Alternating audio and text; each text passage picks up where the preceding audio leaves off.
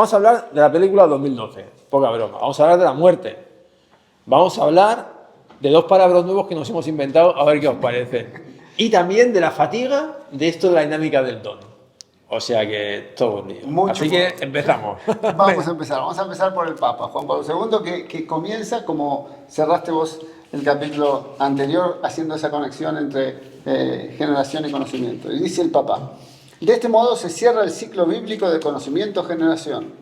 Este ciclo del conocimiento está constituido por la unión de las personas en el amor, que es lo que venimos exaltando y repitiendo en estas catequesis, que les permite unirse tan estrechamente entre sí que se convierten en una sola carne. Y entonces nos dice que precisamente donde se ve esta dinámica de unión tan profunda es en el libro del Génesis. Y dice: el hombre, varón y mujer, que mediante el conocimiento del que habla la Biblia concibe y engendra un ser nuevo, semejante a él, que puede llamar hombre, toma, por decirlo así, posesión de la misma humanidad. O mejor, la vuelve a tomar en posesión. La vuelve a tomar en posesión. Y esta posesión no es una posesión posesiva. No lo busquéis, no lo encontraréis. La acabamos de generar. Que es esa posesión en la cual yo te poseo a ti. Tú haces todo lo que yo te diga. Tú eres mi esclava. O sea, yo realmente soy tu rey y todo lo que... Eso no estamos hablando de eso. Estamos hablando de una posesión de donación. En la cual tú eres un don y yo soy un don para ti. Posesión donativa enfrente de posesión posesiva. En la posesión donativa tú te das. En la posesión posesiva tú eres el que manda y haces todo lo que quieras y posees a la otra persona para que la otra persona se rinda en pleitesía a ti. De eso no estamos hablando. De hecho, esto, volviendo un poco a... Es que yo creo que es muy importante... ¿Os acordáis al principio cuando hablábamos del marco? Aquel marco, si no, pues revisar el capítulo 1. Bueno, ya volvemos a sacar el marco. O sea, todo esto se entiende con la analogía, ¿vale? Analogía también, palabra, esta sí que la podéis encontrar, pero Juan Pablo II la usa mucho, es una palabra de filosofía. Entonces, ¿a qué nos remite este poseer, ¿no? Ese mío, tal.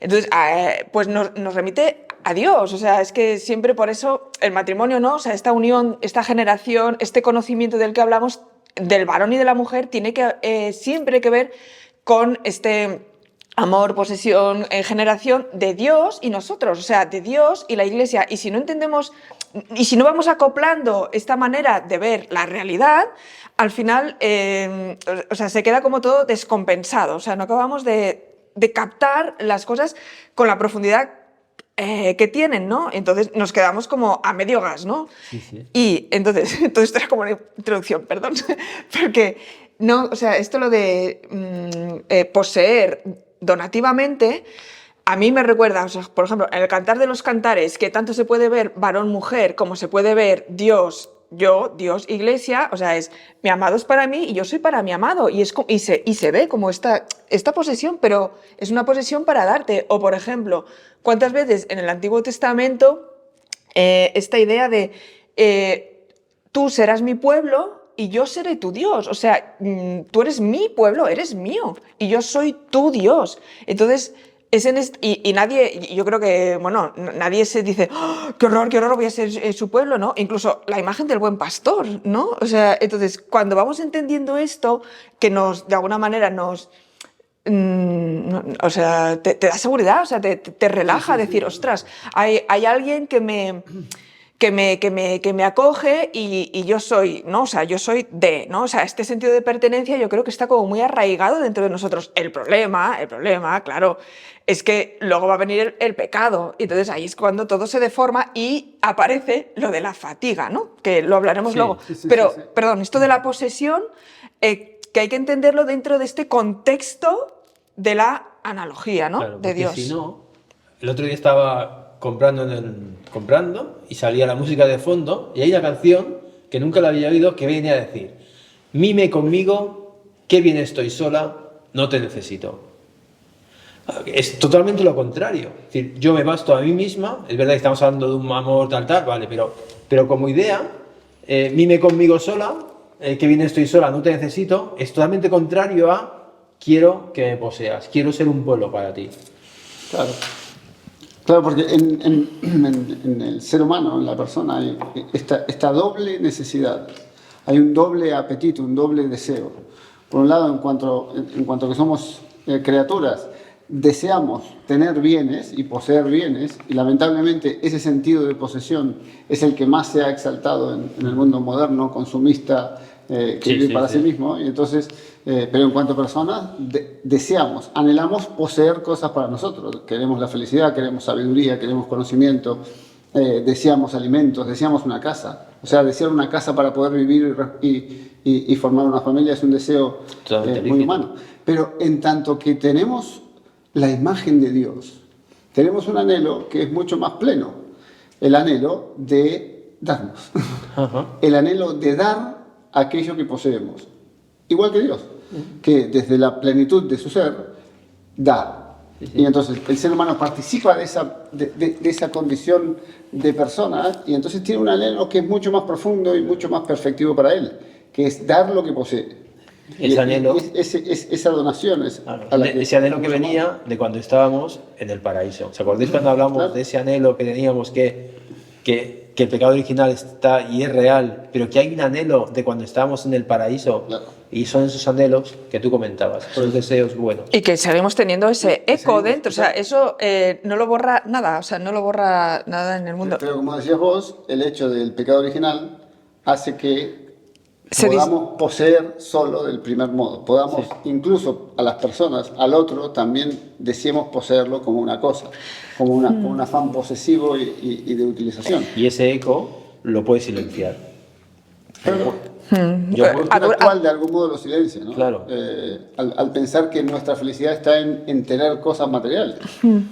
Pero lo silencia, yo creo que a duras penas, por lo que vamos a hablar también luego de, o sea, que la generación, o sea, la vida es como muy terca, y ves que está este ciclo de la vida que siempre aparece, ¿no?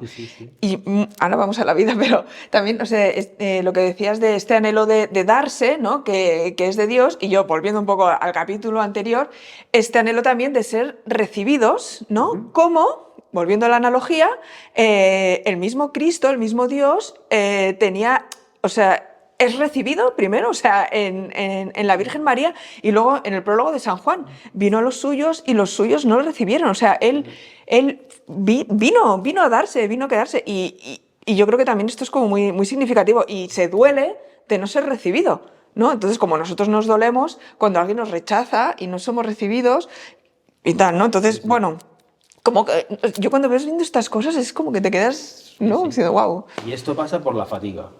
Vamos al punto 4. La fatiga.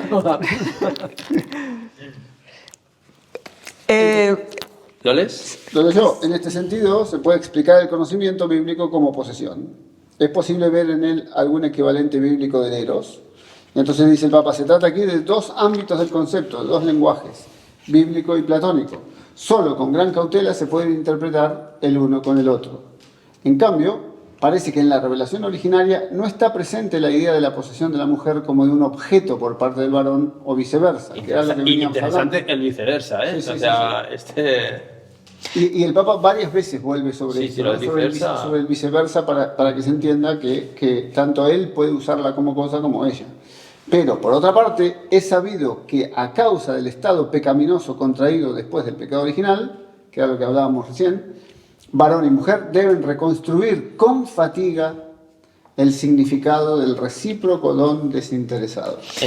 Y luego dice, este será el tema de nuestros análisis ulteriores. Y esto van a ser muchas catequesis después, ¿no? De cómo nosotros, afectados por el pecado, necesitamos, pues con fatiga, ¿no? Con un cansancio, ir reconstruyendo este sentido originario, ¿no? Que he dicho aquí de la revelación originaria.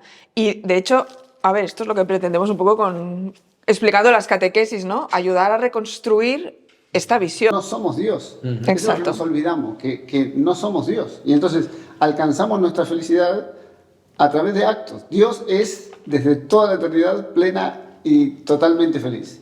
Pero solo Él. Las criaturas racionales tenemos que, a través de actos, alcanzar nuestra felicidad, alcanzar nuestra plenitud. Y entonces el gran tema que era el que vos decías, ¿no? Cómo aprender a saber cuáles son esos actos que estamos llamados a hacer. Ya, No, ya. no a la posesión de cosas materiales, sino que... No, y a veces el acto es el perdón. El Bueno, perdón es un acto que te lleva a la felicidad. Claro, dice, no, es que, no, o sea, o la humildad, o el morderte la lengua para no liarla en una discusión que sabes que no acaba bien. Esas acciones son las que te fatigan, pero te llevan a la felicidad. O sea, es como elegir en cada momento, o sea, ¿no? A través de mi libertad, cuál es el acto, o sea, qué es lo que el amor me pide ahora, qué es lo que el amor me exige, ¿no? O sea, cómo yo ahora puedo ser don para el otro, cómo puedo coger al otro como don, y entonces, bueno, esto, pues en nuestro día a día Es cotidiano. es cotidiano, es fatigoso, nos equivocamos, pero, o sea, yo también, es verdad que, o sea, de los errores, no sé, yo creo que Dios también los redime, o sea, bueno, su redención alcanza nuestros errores, ¿no? Y cuántas veces de aquellas cosas que nos parecimos, "Buah, hemos metido la pata, no sé qué", bueno, al cabo del tiempo dices, bueno, pues tampoco fue para tanto y Dios ha sacado mucho bien, ¿no? De todo Claro, esto. Entonces, es lo único que puede sacar bien de los males, ¿no? Sí, sí. De los males. Punto 5. Punto 5. ¿No? Vamos ya a la muerte. Ya, tenemos ahí. Claro, porque esa fatiga nos revela nuestra condición Terrena. terrena. Y entonces, dice el Papa, el horizonte de la muerte se abre ante el hombre, juntamente con la revelación del significado generador del cuerpo en el acto del recíproco conocimiento de los cónyuges. O sea, en el mismo acto de conocimiento de los cónyuges, en esa misma unión conyugal, se nos revela el misterio de la generación, pero también El misterio. el misterio de la muerte. porque estamos destinados a la muerte, o sea, generamos vida, pero esta vida está destinada a la Qué muerte. paradoja, ¿eh? Generamos vida, pero estamos llamados a la muerte. ¡Wow! Bueno, también sobre muerte habría mucho que hablar, ¿no? Claro.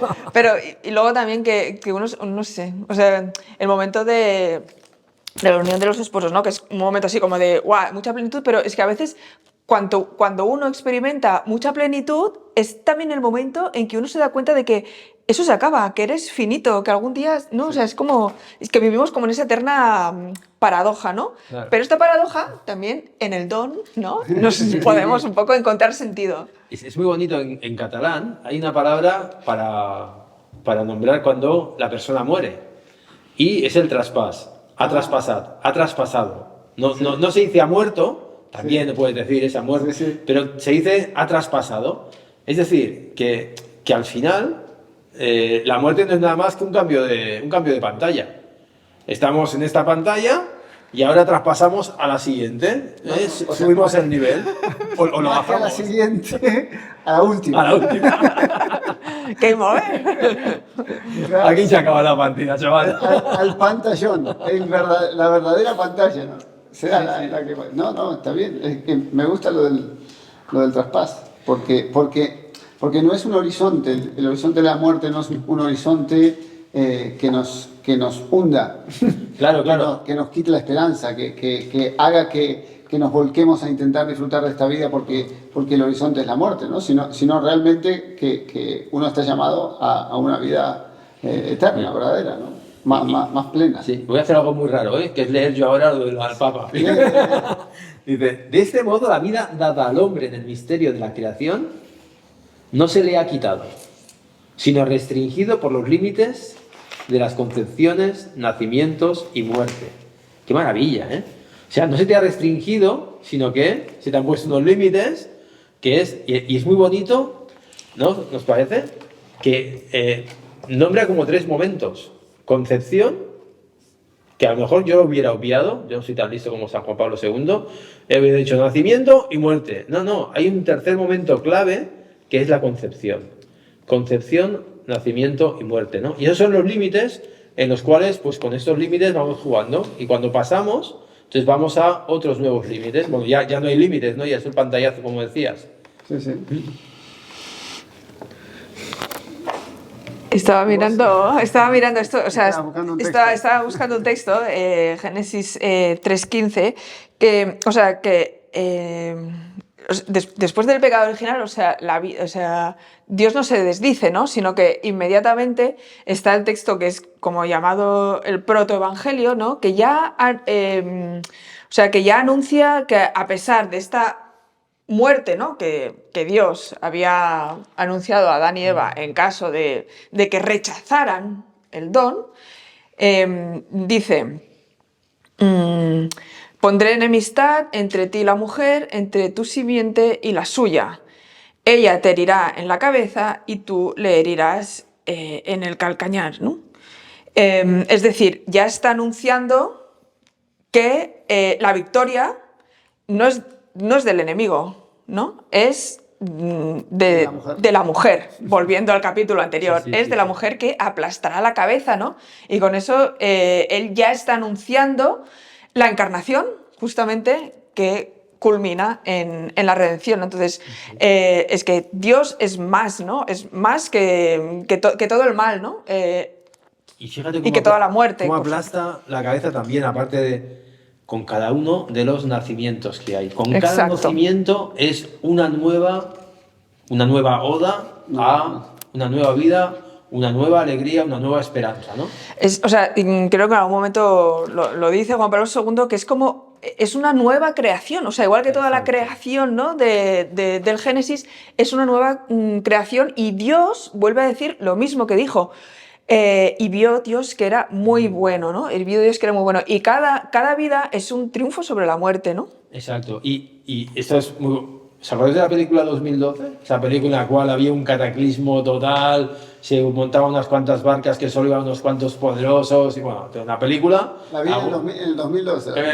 Sí, porque en el 2012, los que no estabais en ese momento, se pensaba que por El calendario maya. el calendario maya, que el mundo se iba a ir al garete, ¿eh? O sea, yo ya he vivido 3 garetes, o sea, ya, en el 2000 también, 2012, pues al final la película es una distopía total, el mundo se inunda todo, una locura, pero los protagonistas al final aparecen como un signo de esperanza, ¿el qué? El embarazo de la protagonista. Y se muestra que al final, como un signo de esperanza en esa película, el embarazo, ¿no? Cada nuevo nacimiento es como un grito de esperanza, pero no ya sino que está inscrito en el corazón del hombre. Cualquier cultura, cualquier persona ve cada embarazo como un grito de esperanza. Por eso cada nacimiento es un milagro. O sea, me lo decías, creo que tú el otro día preparándolo, ¿no?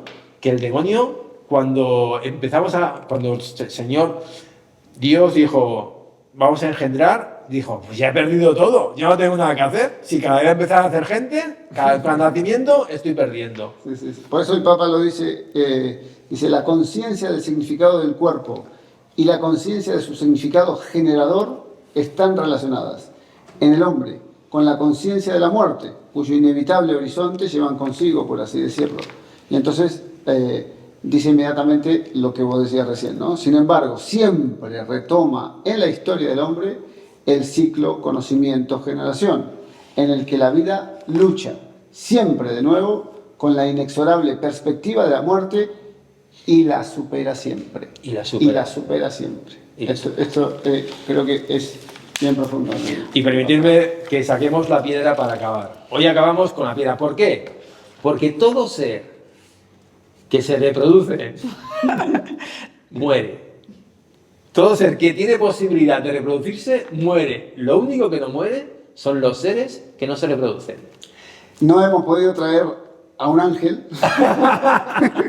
Sí, no, hicimos unos cuantos gestiones, pero... Por supuesto, bueno, Dios está presente en todas partes, pero Dios y los ángeles, que son seres no sexuados, que no tienen sexualidad, son inmortales. Exacto. Eternos. Como la piedra. Y la piedra, por su falta de vida, no se reproduce tampoco. Sin embargo, los seres que todavía como bien que se reproducen, mueren. Ahora bien, nosotros podemos morir, pero estamos llamados a la vida Eterna. eterna.